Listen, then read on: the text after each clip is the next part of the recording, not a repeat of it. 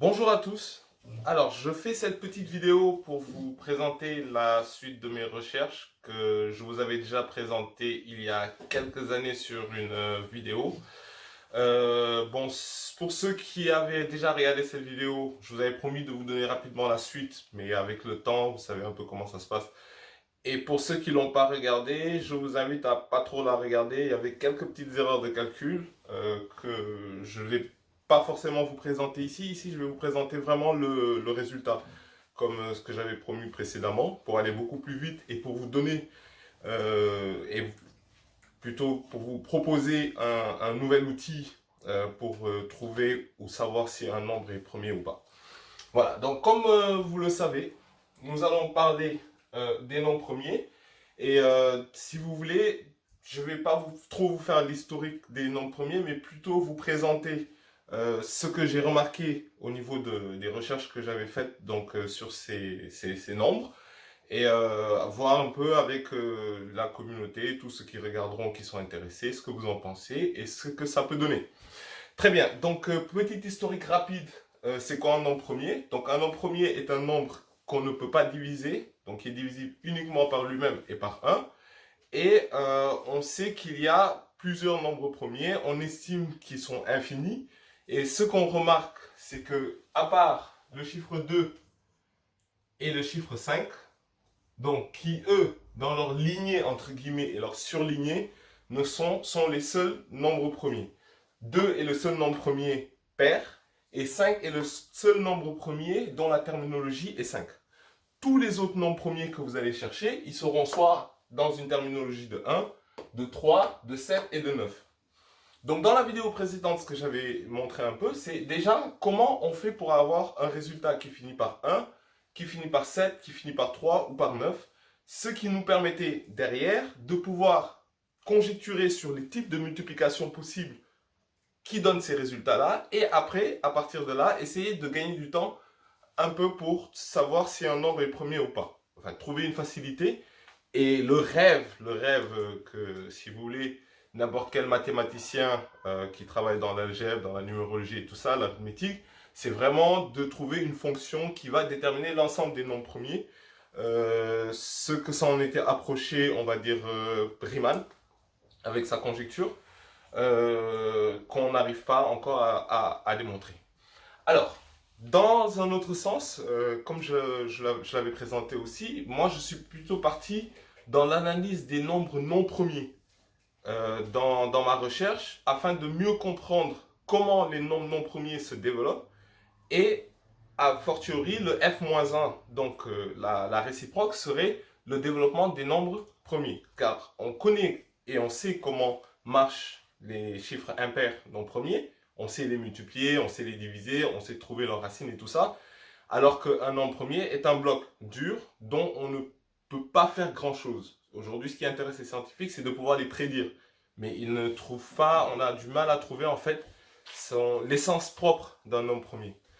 Donc, si on part dans ce sens-là, les terminologies qui finissent par 1, pour avoir 1 comme terminologie, il faudrait que votre dernier chiffre de multiplication finisse par 1 et 1. Ou bien finisse par 3 et 7, ou bien par 9 et 9. Donc vous savez que 1 fois 1, ça fait 1, 3 fois 7, ça fait 21, donc on a le 1, 9 fois 9, 81. Et à partir de ces trois fonctions paramétrées, donc à double variable, on tombe sur l'ensemble des impairs non premiers qui finissent par 1. C'est la même chose pour 3, donc 3 et 1, 3 fois 1, 3, 7 fois 9, 63. 7 fois 9, 63, et donc on tombe aussi sur 3. Et à partir de là, vous avez dans ces deux fonctions-là l'ensemble des nombres impairs non premiers qui finissent par 3. Toute autre multiplication possible ne donnera pas 3. Ce sont les deux seuls types de multiplication qu'on peut trouver qui donnent 3. Pareil pour 7, 7 fois 1, 3 fois 9. Donc 7 fois 1, 7, 3 fois 9, 27. Pour 9, on a 9 fois 1, 9, 3 fois 3, 9, et 7 fois 7, 49. Donc ces terminologies-là vous permettent en fait, en gros, de pouvoir dresser un tableau de valeurs et à l'intérieur, vous aurez donc toutes les valeurs possibles de multiplication. Bien sûr, une fois qu'on fait ça, on tombe sur un os, c'est-à-dire que on est toujours dans la même perspective, à savoir que les nombres sont très grands, très importants et ils sont infinis. Donc pouvoir analyser de l'infini sur de l'infini devient extrêmement compliqué. Et c'est par cette recherche-là que, en construisant ces tableaux, on tombe sur certaines fonctions qui, au final, lorsqu'on les développe, on tombe sur quelque chose qui reste paramétré mais qui nous permet d'élaborer un système de primalité, donc un test de primalité, pour savoir si un nombre est premier ou pas, sans avoir à fournir l'effort que vous aurez fourni, par exemple, dans le test du crypte d'Eratosthène qui a été amélioré par Fermat. C'est-à-dire considérer les chiffres. Donc si on suppose un chiffre n, par hasard, par exemple 817. Si on prend 817 et qu'on veut savoir si c'est un nombre premier, donc on va faire racine de 817 qui est égal à environ à 28, quelque chose. Et donc on va utiliser tous les nombres premiers qui sont entre 1 et 28 qu'on va diviser à 817 pour savoir si 817 est un nombre premier. D'accord? Maintenant, pour des petits chiffres, c'est assez facile parce qu'on connaît facilement, ils sont pratiquement tous sur Internet, c'est assez facile de trouver l'ensemble des nombres premiers inférieurs à racine de n et ensuite de pouvoir faire le travail de division. Seulement pour certains chiffres, bon, pour certains chiffres, on peut supposer que ça peut être difficile si on ne connaît pas les nombres premiers précédents. Bon, bien sûr, vous me direz, ce que je vais vous proposer aujourd'hui, on va dire c'est plus ou moins has-been dans la mesure où la technologie est tellement avancée qu'on connaît énormément de nombres premiers et on a énormément de méthodes pour pouvoir les chercher, tant au niveau de la recherche. Bon, le test de primalité est à peu près le même qu'on utilise depuis Fermat, qui marche très bien et qui est super efficace, mais qui reste quelque chose d'extrêmement long du fait que quand on arrive à des chiffres très très très grands, donc de l'ordre de 10 puissance 30 ou quelque chose comme ça en termes de chiffres, je ne parle pas seulement du nombre, mais 10 puissance 30 chiffres comme ça devient extrêmement compliqué. Et pourquoi ça reste quand même un challenge pour la communauté scientifique? C'est parce que on va vers la découverte de l'espace. Et dans l'espace, nous avons des éléments infinis. Donc il va falloir pouvoir les organiser afin de pouvoir faire différents calculs. Maintenant, je vais vous proposer une nouvelle méthode de test de primalité. Donc sur la recherche des nombres premiers, je suis tombé sur ça. Et en fait, si vous voulez, en regardant la vidéo précédente, vous verrez que nous avons fait les différents tableaux de valeurs. Donc j'en avais montré un en exemple. Et ensuite, j'avais montré la logique en fait d'additionnement de chaque chiffre sur un schéma en fait en intrinsèque, donc sur un schéma cartésien, donc comme sur excusez-moi, je perds mes mots, comme sur un repère cartésien où est-ce qu'on avait utilisé donc uniquement les chiffres positifs et on avait établi certaines fonctions. Ces fonctions, une fois qu'elles sont développées, on tombe en fait sur, pour chaque terminologie, 4 fonctions. Donc il y aura 16 fonctions qui vont déterminer l'ensemble des impairs non premiers qui existent, privés des nombres qui finissent par 5. D'accord? Maintenant, prenons toujours l'exemple de 817.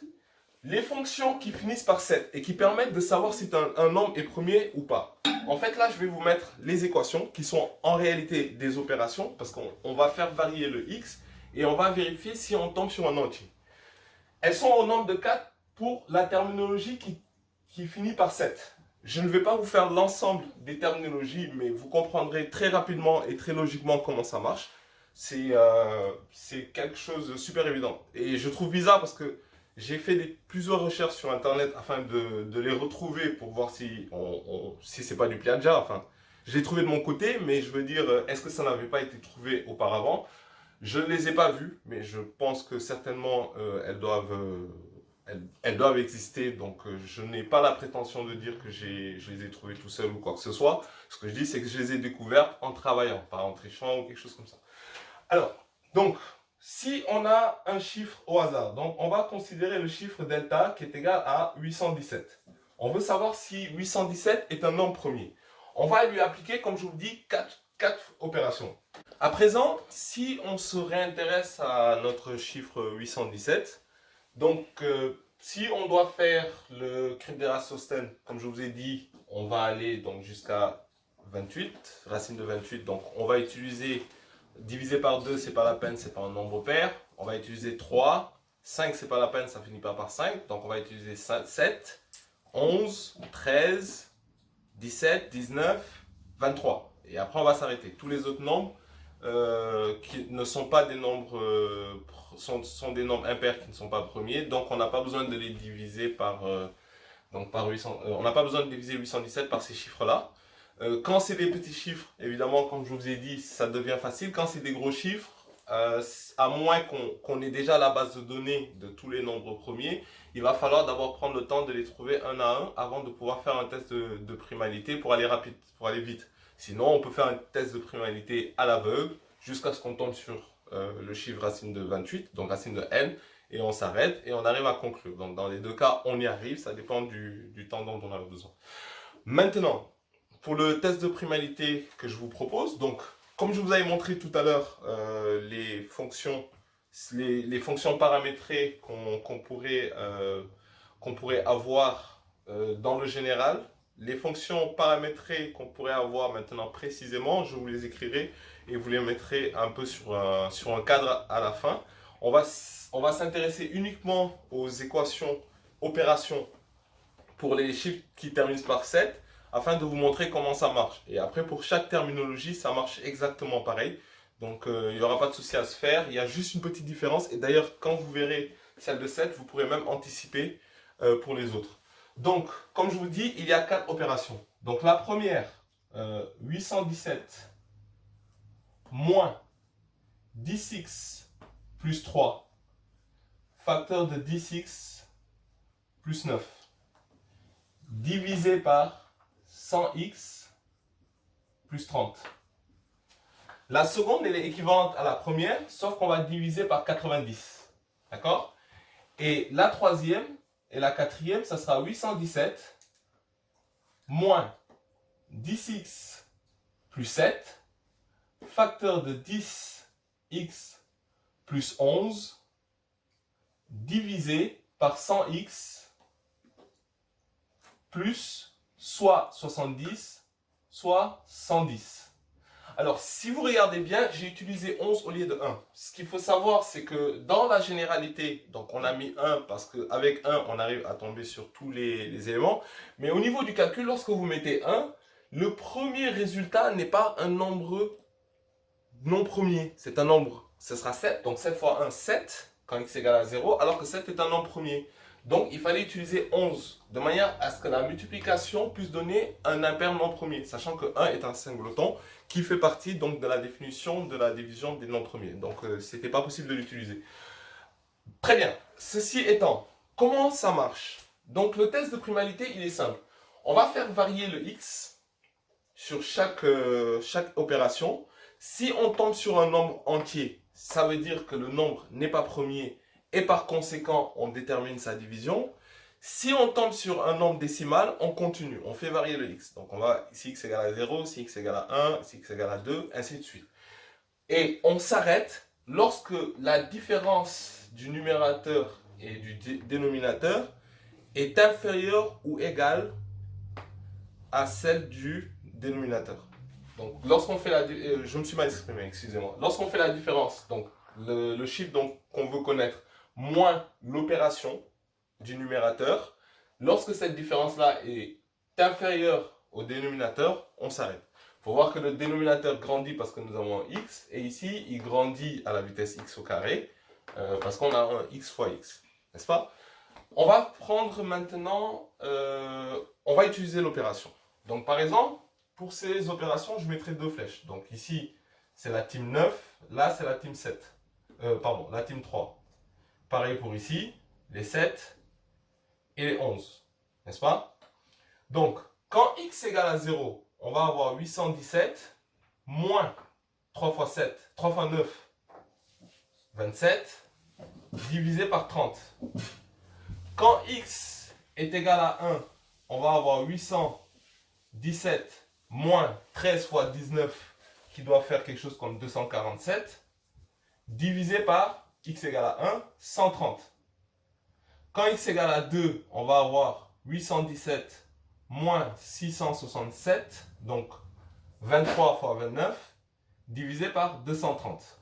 Ici, si on fait la différence 817 moins 667, je crois qu'on tombe autour de 220. Donc ça veut dire qu'ici, on va s'arrêter à ces deux opérations. On va faire pareil pour ici. Donc là, ça va être 817 moins 27 divisé par 90. Ici, divisé par 190. Et ici, logiquement, vu que le dénominateur est déjà plus grand, ça ne marche pas. Maintenant, on va faire la même opération ici. Donc, 817, 7 fois 11 moins 77, divisé par 70 ou divisé par 110. Donc, 817 moins 17 fois 21, qui est égal à 357, divisé soit par 170, soit par 210. N'est-ce pas? Et ici, logiquement, vu que ces chiffres sont déjà plus grands, on tombera sur quelque chose de beaucoup plus grand. D'ailleurs, c'est 837, la multiplication qu'on va avoir quand x égale à 3. En gros, on va avoir 1, 2, 3, 4, 5, 6, 7, 8 opérations. Donc, on peut facilement les comptabiliser en faisant notre jauge. Et après, il suffit de calculer. Donc, j'ai calculé ça pour vous. Ici, on va tomber sur un nombre décimal. Là, on va tomber sur un nombre décimal. Là, on va tomber sur un nombre décimal. Et ici, on va tomber sur 3. 817 moins 247 divisé par 190, on tombe sur 3. N'est-ce pas? Donc, comme on tombe sur 3, on en conclut que ce n'est pas un nombre premier. C'est un nombre impair non premier. Et son résultat sera égal à 19 fois 43. Alors, pourquoi 19 fois 43? Là, je voulais rédiger avec X pour vous montrer vraiment l'exemple et afin de vraiment vous aiguiller. Je vais utiliser moi les inconnus que j'ai utilisés lorsque je faisais le calcul pour pouvoir vous expliquer rapidement. Parce que le X, quand je ferai un script et je présenterai tout ça, le X, il aura une autre fonction. Donc, ça sera vraiment pour séparer et bien visualiser chaque inconnu. Donc là, en fait, pour pouvoir déterminer ça, on va dire que K est égal à 817 moins 10S plus 3 facteur de... Ah, je fais une erreur, excusez-moi. Je suis vraiment désolé. C'est S est égal à 817 facteur de 10K plus 3 facteur de 10K plus 9, le tout sur 100K plus 30 ou plus 90. D'accord? Maintenant, le résultat, quand on va l'avoir, la multiplication, elle sera égale à 10K plus, je mets une case en mettant un petit 1, facteur de 10K plus S, plus, je mets aussi une case, je mets petit 2. Alors, le petit 1 et le petit 2 sera déterminé par le dénominateur qu'on aura ici. Si on a divisé par 130 ou 230, ainsi de suite, dans le dénominateur, on a le 30. Dans ce cas-là, on le mettra ici. Donc, celui-là détermine en fait la case 1. Son dixième en gros, 30. Au lieu de 30, on prendra 10. Donc, déterminera la case 1. Et si on avait 90 ou 190 ou 390, 1190, on dira donc ce sera 90 qu'on mettra ici. Donc le K qu'on aura déterminé ici, K égale à 1, donc on va avoir 10 fois 1, 10 fois 1, plus 9, vu que ici on a pris à 190, divisé par 10 facteur de 3, donc 1 plus 3, qui fait 4, plus 3, ce qui fait donc 19 fois 43. Vous pourrez le tester sur une infinité de nombres, vous verrez que ça marche toujours. C'est une fonction qui a été vérifiée, revérifiée, survérifiée. Et sur tous les cas possibles qu'on a testés, même des cas qui sont vraiment très grands, ça marche. D'ailleurs, ce que j'ai fait, c'est que j'ai fait un tableur Excel parce que je l'ai vraiment étiré au maximum pour prendre des chiffres genre 150 billions, etc. pour vérifier s'ils sont premiers ou pas. Et même la machine, la petite machine que j'ai, elle arrive à les trouver assez rapidement, à me déterminer donc là où en fait on trouve un nombre entier. Et donc moi j'arrive à conclure en 2 secondes. Donc c'est vraiment pas mal. C'est à la vitesse de Fermat, vu que lui il utilise uniquement les nombres premiers. Sauf que là, vous aurez l'avantage, si vous voulez, de ne pas avoir à connaître les nombres premiers au préalable pour pouvoir faire un calcul. Vous avez juste besoin d'un tableau Excel. Vous mettez les différentes fonctions comme celle-ci. Et après, le chiffre, vous le mettez sur plusieurs lignes. Et ensuite, il vous fait le calcul en cascade. Donc ça va extrêmement vite. À la main, comme vous avez vu, ça va très vite pour des petits chiffres. Donc pour